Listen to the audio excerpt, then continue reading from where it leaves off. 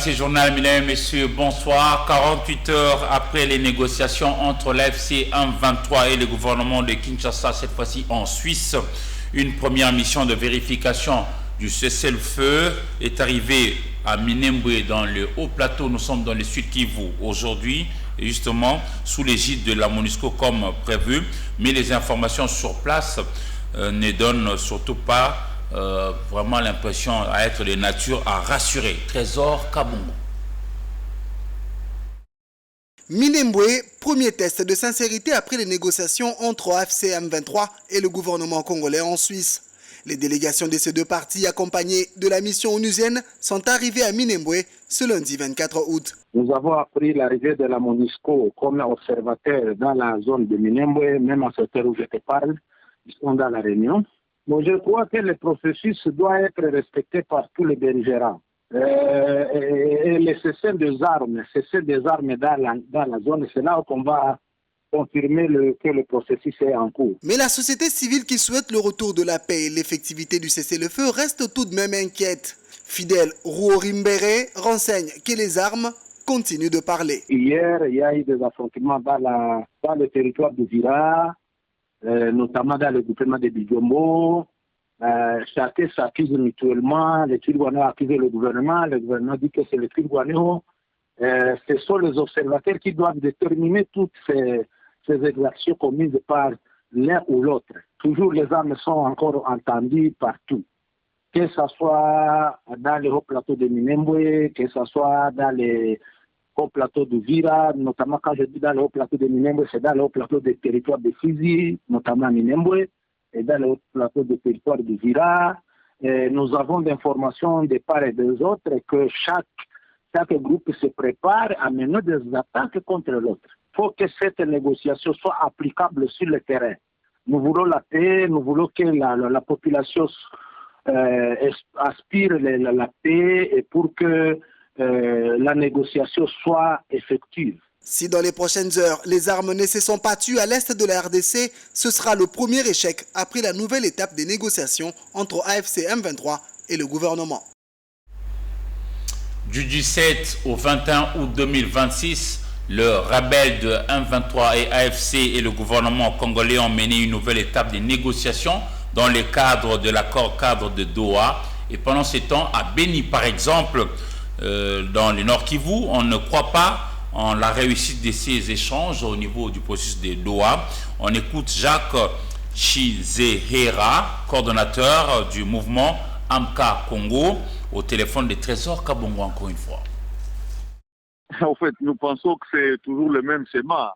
Aussi longtemps qu'il n'y a pas une convocation de dialogue inclusif et aussi longtemps que le Rwanda continuera toujours à jouer les jeux de l'hypocrisie, l'étranger ne pourra pas résoudre cette question parce qu'on avait tous confiance à l'accord de Washington et jusqu'aujourd'hui, c'est comme un mort-né.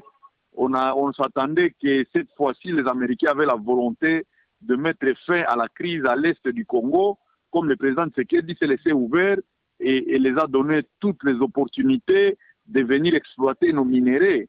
Malheureusement, rien n'est fait parce que les États-Unis continuent toujours à appuyer sur la manette en appuyant le Rwanda et à cautionnant cette guerre d'agression qui se vit à l'est du Congo. Nous pensons que c'est la photocopie de Doha, c'est la photocopie de Washington.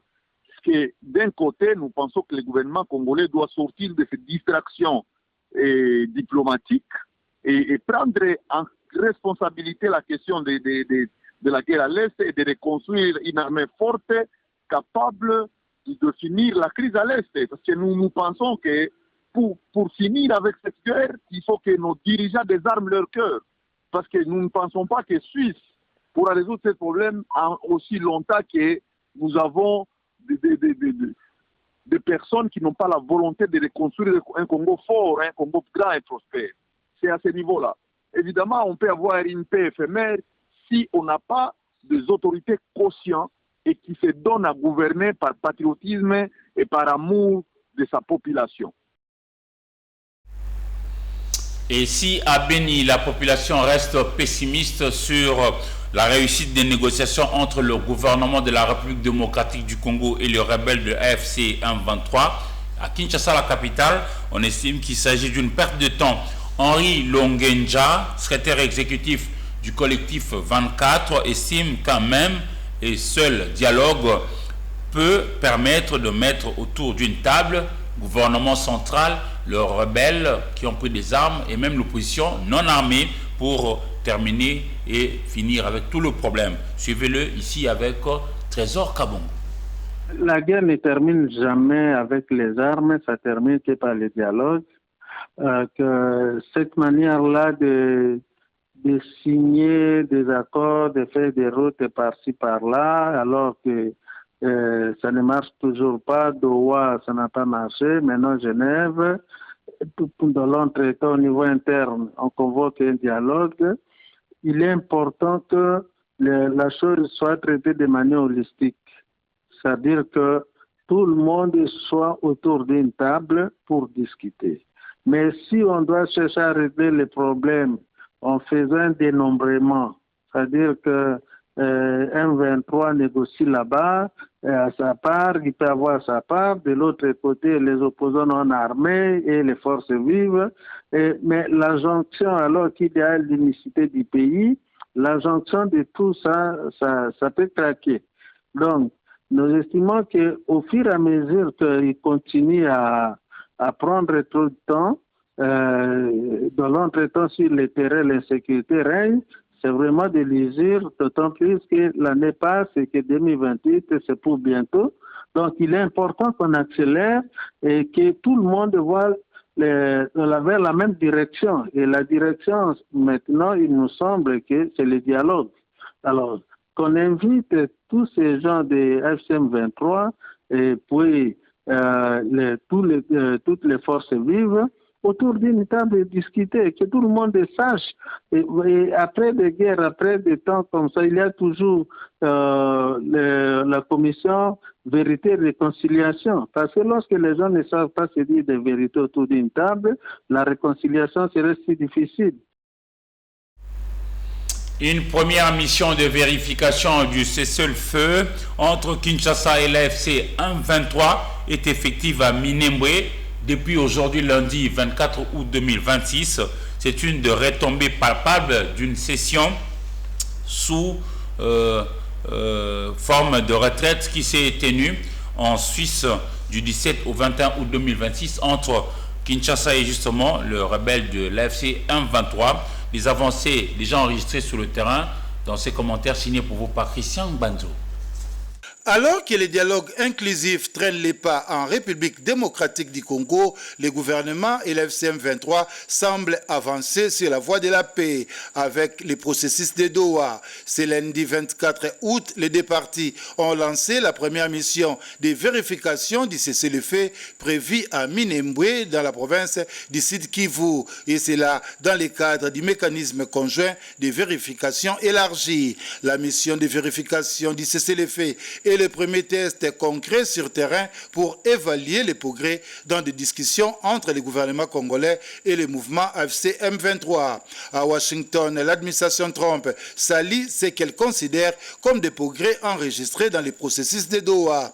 Les États-Unis affirment continuer à promouvoir la paix et la stabilité dans l'Est de la République démocratique du Congo et dans la région des Grands Lacs. Des avancées, oui, mais certains observateurs émettent quelques réserves car on est uniquement au niveau de la mise en œuvre des deux premiers engagements. Le cessez-le-feu fait partie du premier protocole signé. Il en reste encore 6 non signés. Si, après autant d'années de discussion, on est encore en train de travailler la mise en œuvre, ça veut dire qu'on est loin d'aborder les 7 protocoles et que le chemin reste encore long. Entre-temps, les populations civiles de la République démocratique du Congo continuent de subir de plein fouet les exactions de déplacements forcés et des conséquences humanitaires aggravées des crises sanitaires dans l'Est de la République démocratique du Congo. Le dernier rapport du Bureau conjoint des Nations Unies aux droits de l'homme a documenté 100, 200 jusqu'à 657 violations avec à la clé plus de 1187 victimes pour le seul mois de juin 2026. Encore une fois, Christian Banzo.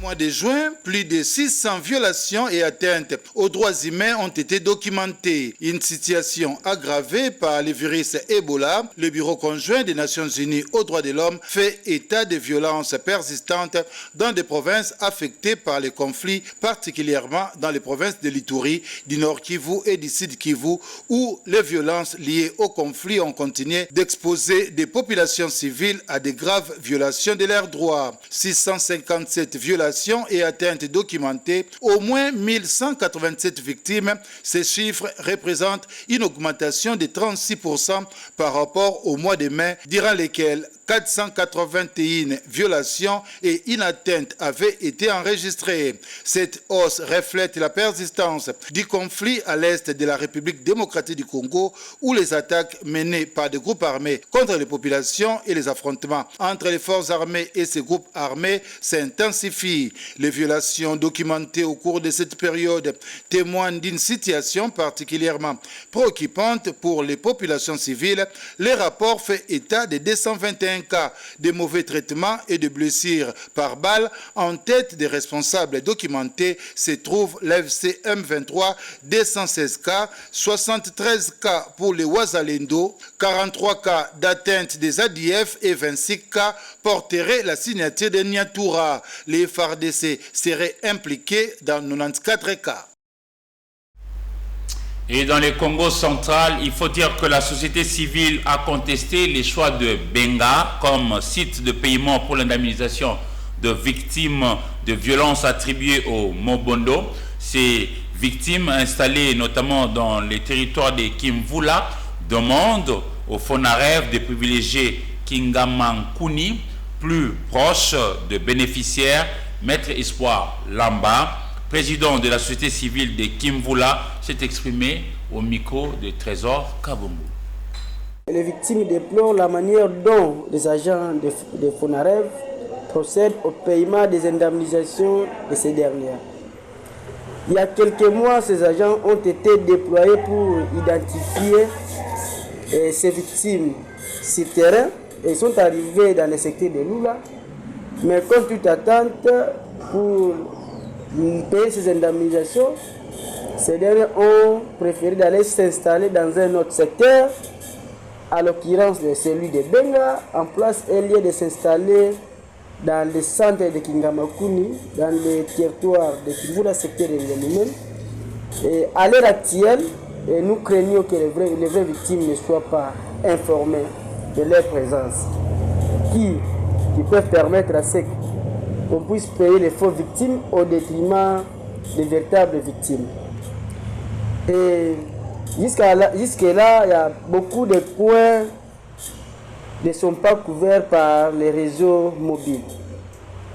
Et pour pouvoir permettre d'atteindre toutes les victimes, le mieux serait de pouvoir aller s'installer, que ces gens puissent aller s'installer dans le centre commercial de Kingamakuni, afin de permettre à toutes les victimes qui ont été identifiées de s'approcher à Kingamakuni afin de bénéficier de ces indemnisations. Au cas contraire, ils doivent toujours rentrer avec cet argent, comme ils ont ces habitudes, rentrer avec cet argent, et en prétextant qu'ils n'ont pas rencontré les victimes qui devaient bénéficier de cet argent. Après une croisade politique en Europe, il faut dire qu'il a animé plusieurs conférences sur place. Le président de l'ECD, leader de la Mouka, Martin Fayulu Madidi, est revenu aujourd'hui sur Kinshasa, lundi 24 août 2026. Accueilli par plusieurs centaines de militants de son parti ECD, Martin Fayulu a tenu un meeting au cours duquel il a rappelé le rendez-vous du 15 septembre 2026. Suivez. Au changement de constitution.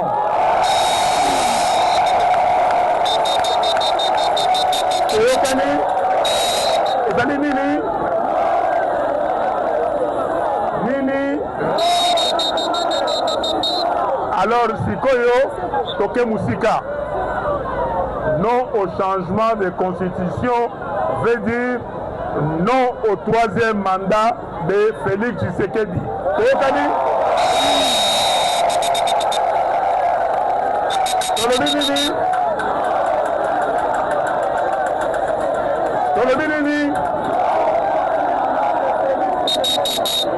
elingi koloba nini? Elingi koloba boye nye nakosuka wana elingi koloba nini? Elingi koloba ke na 2028 alinga te 2028 alinga te 2028 alinga te bana mboka longonya nzambe azala na bino bobosana te boyebi eloko bakobosana te boyebi yango le 15 mais le 15 nini le 15 septembre na Lingala le 15 ya sanza ya libwa mokolo ya 15 ya sanza ya libwa ekozala nini marche ya kafu po na biloko misato tolobi na bino wana non changement de constitution non au troisième mandat de Tshilombo 2028 alinga te oyo ezalaki entraînement oyo bakanisi ke bakopekisa bino kotambola bokosukisa bango eza boye te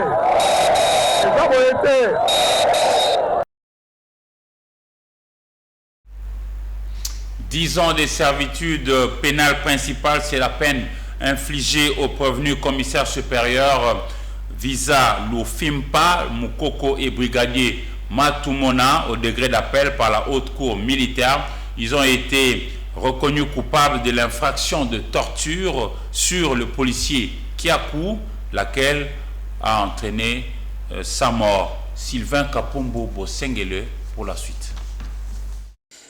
Deux prévenus appelants, en l'occurrence le commissaire supérieur adjoint Visa Lufimpa Mukoko et le brigadier Matumona Mambou, ont été reconnus coupables de l'infraction de torture ayant entraîné la mort vendredi 21 août 2026. La haute cour militaire, qui a réformé l'œuvre du premier juge dans toutes ses dispositions, les a condamnés à 10 ans de servitude pénale principale. 10 ans droit, statuant sur l'action publique, dit les appels des prévenus Lufimpa Mukoko Visa et Matumona Mambou réguliers en la forme et les ressorts, dit ces appels partiellement fondés, mais en ayant l'arrêt entrepris en toutes ses dispositions et évoquant, requalifie l'effet de coup mortel en torture et a entraîné la mort prévue et punie par l'article 48 ter du Code pénal ordinaire livre 2, déclare les prévenus Lufimpa Mukoko Visa et Matumona Mambou coupables de cette infraction et les condamne en conséquence à 10 ans de servitude pénale principale.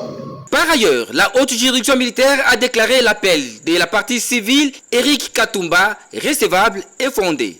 Statuant sur l'action civile, dit l'appel incident introduit par M. Katumba Kabongo Eric, recevable et fondé, condamne les prévenus Lufimpa et Matumona. Il solidore avec la République démocratique du Congo en qualité de civilement responsable au paiement à la partie civile de la somme équivalente en francs congolais à 31 000 $ américains pour les préjudices subis. Enfin, le sommet de la justice militaire RD congolaise a également condamné les coupables au paiement des frais d'instance.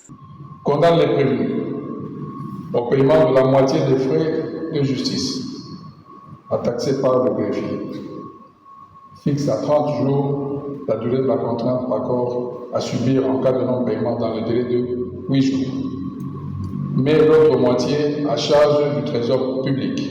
Auparavant, la haute cour militaire a motivé sa décision en soutenant que les deux prévenus ont agi en participation criminelle. Le commissaire supérieur adjoint Lufimpa a abusé de son autorité pour ordonner l'exécution d'actes de torture à l'endroit de M. Kiakou, tandis que le brigadier Matumona est celui qui a matérialisé cet ordre manifestement illégal de son chef en frappant le policier Kiakou à l'aide d'une planche, renseigne cet arrêt de la haute cour militaire. Pour la haute cour militaire, Tous les éléments constitutifs de la participation criminelle ont été réunis.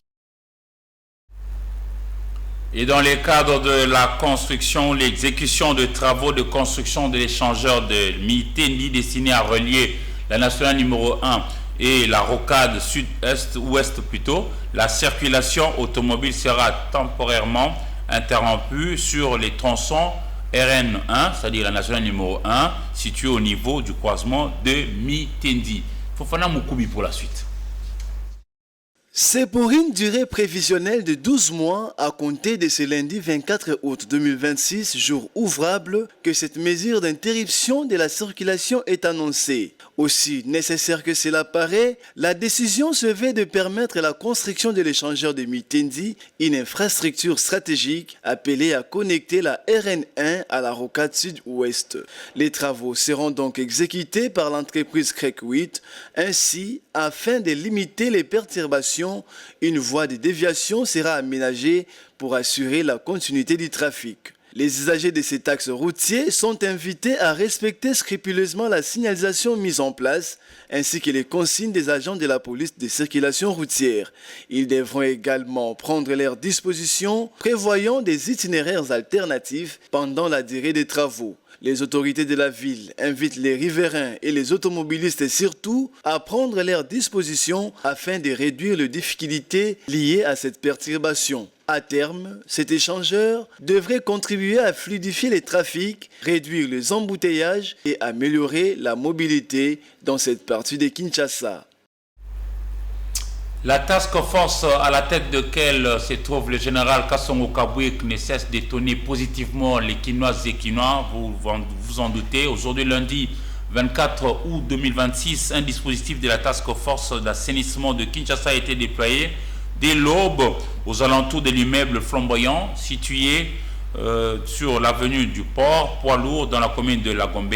Une action menée sous l'autorité directe de la structure de coordination pilotée par le service national pour justement pousser les gens à la propreté. Suivez. C'est depuis 4 heures du matin du lundi que l'immeuble flamboyant était encerclé par les agents du service national postés à l'extérieur.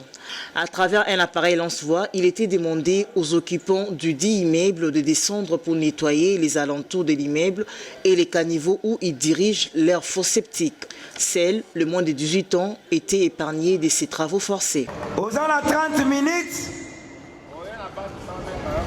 avant que l'État a utilisé force, meeting de pesameli epa ya mokonzi ya mboka exécution nango ezali na task force pona ko sembola miko bondimela ngai ke makambo ezokende malamu te pona bango et la task force bako sembola miko sévèrement pona ko servir na exemple bongo yo moto oza na cité na ndako kolo lupango fo septique etonda obimisa canalisation Yanzongo inene ekweyaka na kanivo ya l'État.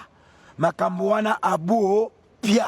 Il y a quelques jours, les vidéos de cet immeuble relayées sur les réseaux sociaux ont choqué l'opinion. Les fosses septiques de l'immeuble étant remplies, les tuyaux étaient dirigés vers les caniveaux publics. Voilà pourquoi la task force a obligé ce lundi les occupants de l'immeuble à vider les fosses septiques et à arranger les caniveaux. Une opération pédagogique qui devrait interpeller plus d'un Congolais.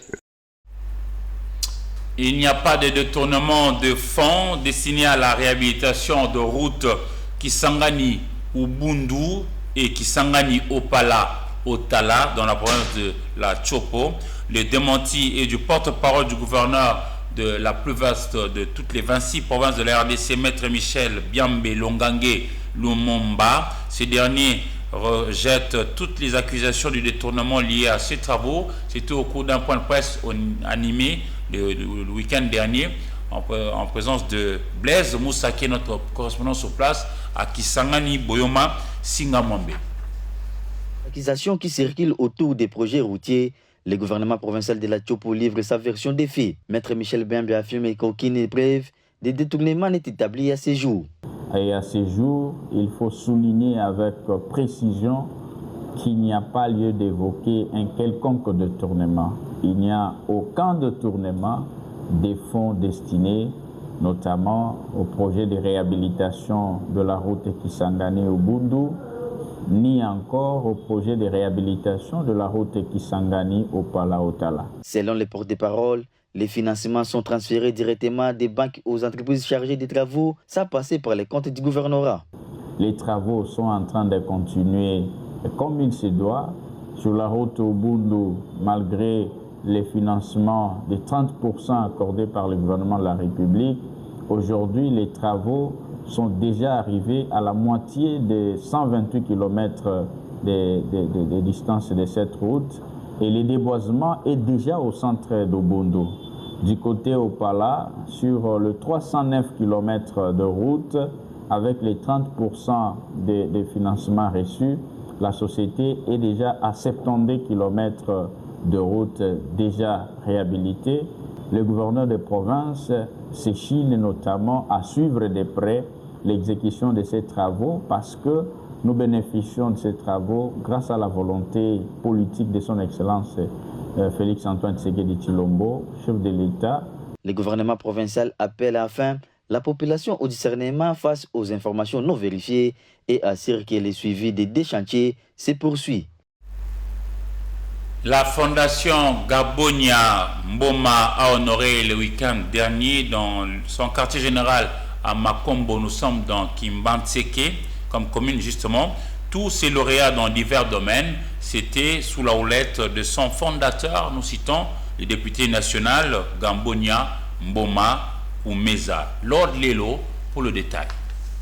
Soucieux d'offrir un avenir radieux à la jeunesse congolaise en général et à celle du district de la Tiangou, son fief électoral en particulier. Le député national Gaborien Mboma Oumeza était le week-end passé au niveau de sa base de la commune de Kimbantseke, précisément sur la grande avenue Makombo Axe Cimetière pour une double activité suivante. La première, la remise de brevets à plus de 100 lauréats ici du centre de formation de la formation professionnelle et de l'apprentissage de la langue de Voltaire et de Shakespeare sous la coordination de sa fondation Fogem. L'exhibition remarquable de ces deux langues était au rendez-vous via des acclamations respectives des milliers de Kimbantekoises et Kimbantekois ainsi que des cadres du parti politique INC de Vital Kamerhe. Satisfait par le niveau de la formation de sa fondation qui compte à ce stade 115 centres de formation, l'excellence et père des vulnérables, Gabriel Mboma a félicité les heureux lauréats et a remis des machines modernes, des coutilles à plusieurs écoles de ces coins de la capitale congolaise, en l'occurrence de l'Institut Lukaya, Makombo et Ngandoude. Les lauréats ont exprimé leur sentiment de joie en remerciant l'homme de la population et le numéro 1 des Fogem. Lobby ou bien après-demain, tous les gens qui m'ont dit que ça même le centre na biso ya la coupe et couture. Je veux remercier honorable Gaborien Mboma pour cette remise de brevets. Je tiens premièrement à remercier notre honorable Gaborien Mboma pour cette initiative. Avoir ce brevet pour nous, c'est déjà un grand pas déjà pour la vie parce que on est des jeunes, il n'y a pas vraiment du travail. Il y a ceux-là qui n'ont pas eu la chance de bien étudier. Mais à travers ces formations, déjà, on voit que nous irons de l'autre. C'est par la prise de photos avec les lauréats, les membres de Fogem et consorts que l'honorable député national Gaborien Mboma Oumeza a bouclé ses activités couplées et accompagné des cris de liesse de ses fidèles électeurs, signant encore sa forte popularité à Tiangou via ses multiples actions concrètes. Il s'est de noter que la danse folklorique et l'humour ont agrémenté ces deux activités.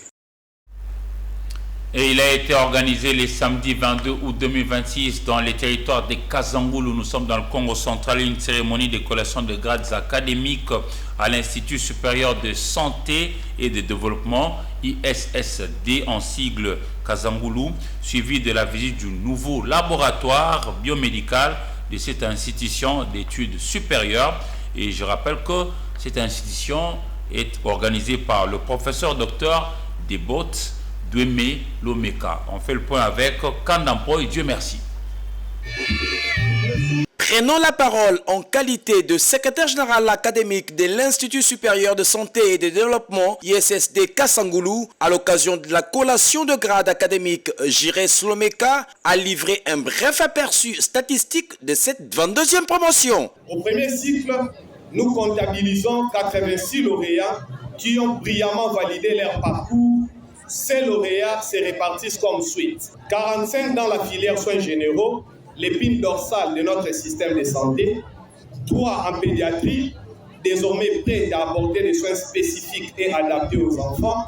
7 en sage-femme, des professionnels qui veilleront à la sécurité de mères et de nouveau-nés. Ces spécialités, ici de notre manque des sciences de la santé et de notre gestion des organisations de santé, sont les reflets de notre engagement à former des techniciens de santé polyvalents et compétents. Par ailleurs, après avoir remis les diplômes aux récipiendaires, le promoteur et directeur général de cette première institution universitaire du territoire de Kasangulu, le professeur Dr Debote Dwemelomeka, a conduit ses invités à la découverte du nouveau laboratoire biomédical de référence de l'ISSD doté de matériel de pointe. Une occasion pour lui de lancer un SOS à l'État congolais. C'est quand même un SOS que nous lançons à l'État. Nous avons besoin de cette infrastructure pour loger ces laboratoires d'analyse biomédicale de référence que Kasangulu manque. Je ne dirais pas seulement Kasangulu. Il y a plusieurs points qui manquent. Vraiment, le besoin est là. Et si on veut aider la population en matière de diagnostic pour un traitement efficace et efficient, nous devons penser à cette infrastructure que nous allons, qui va nous aider à séparer les services et à travailler de manière indépendante. Il faut noter que désormais, les habitants du Congo central en général et ceux de Kasangulu en particulier ont l'aubaine d'avoir un laboratoire biomédical de cette envergure qui vient sans doute résoudre plusieurs problèmes de santé. Au même moment, cette fois-ci à Kinshasa, les membres de l'association sans but lucratif dénommée les Natifs de Saint-Jean Lingwala se sont réunis le week-end au siège de leur structure située au sein même de cette commune. À l'ordre du jour, organisation d'un tournoi sportif pouvant de plus en plus unir les Banalingwala ou natifs de cette partie de la capitale RD congolaise. Fofana Mukubi et Ange Kassa. Faire avancer la commune de Lingwala, l'actuel idéal de véritable fils de la commune précitée, a une nouvelle fois de plus été abordé lors de la rencontre des membres de l'ASBEL, les natifs de Saint-Jean de Lingwala. Faire avancer Lingwala. Faire avancer la commune de Lingwala requiert certaines procédures à respecter. Si nous nous réunissons pour parler de notre commune, c'est parce que nous voulons changer son statut. Réunis autour de leur président Harry Mongonda, ces véritables Banalingwala ont échangé autour des choix et des axes facilitant leur unité. Dans la mêlée, l'organisation d'un tournoi interdisciplinaire et interquartier a été adoptée et annoncée imminemment. Ces projets-là, à travers l'activité. Cet idéal va nous unir autour de plusieurs projets interdisciplinaires, le football, les nzango et consorts, avec l'ultime objectif d'unir nos quartiers ici à Lingwala. Le quartier, il y a commune Abisso, il y a Lingwala. Ça n'est suivi l'adhésion des nouveaux membres. Dans cette structure de Lingwala, plusieurs personnes ont affiché leur désir de faire partie. Mais la sensibilisation doit se poursuivre.